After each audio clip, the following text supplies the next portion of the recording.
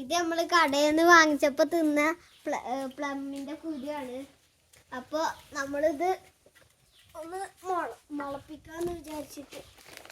അപ്പോൾ ആദ്യം ചകിരിച്ചോറ് കുറച്ചിട്ടു.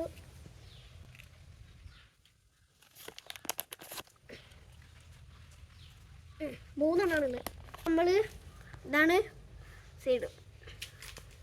നമ്മൾ ഇതാ ഇതിൻ്റെ ഈ മോനഭാഗം കണ്ട് ഇത് അടിയിലേക്ക്.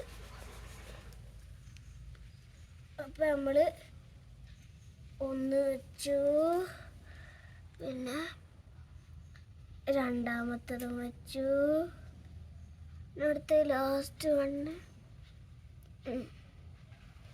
വെച്ചു.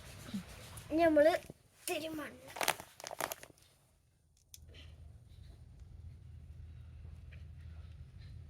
ഇത്തിരി മണ്ണിട്ടു.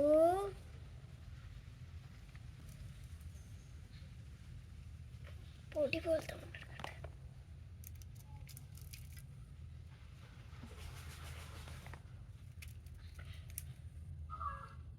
മൊത്തത്തിലാണ്ട് ഇട്ടെടുക്കുക തന്നെ. അപ്പം നമ്മൾ ഇട്ടുകൊടുത്തു. പിന്നെ ട്രേ ഒന്ന് ഇങ്ങനെ ഇളക്കി കൊടുക്കണം. കൈ കൊണ്ട് ഒരിക്കലും അമർത്താൻ പാടില്ല. സീഡിനെ കുഴിച്ചിട്ടു. ഇതിന് ഇത്തിരി വെള്ളം ഒഴിച്ചെടുക്കണം. എന്നിട്ട് മുളച്ച് വരുമ്പോൾ വീണ്ടും നമുക്ക് പ്ലമ്മിടണം, വീണ്ടും കുഴിച്ചിടണം, വീണ്ടും പ്ലമ്മിടണം, വീണ്ടും കുഴിച്ചിടണം.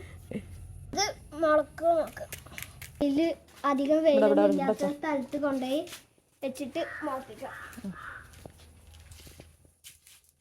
നമ്മൾ അവിടെ വെക്കണ്ട. നമ്മളെ വീട്ടിൽ കോഴികളുള്ള കാരണം ഇത്തിരി ഇതൊക്കെ തിന്നും. അതുകൊണ്ട് നമുക്ക് ഇവിടെ വെക്കാം.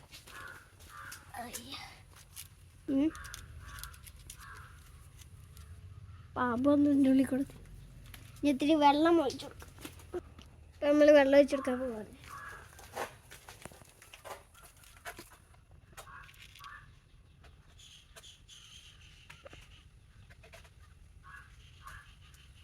ബാക്കി വെള്ളം കൊണ്ട് കഴിക്കും.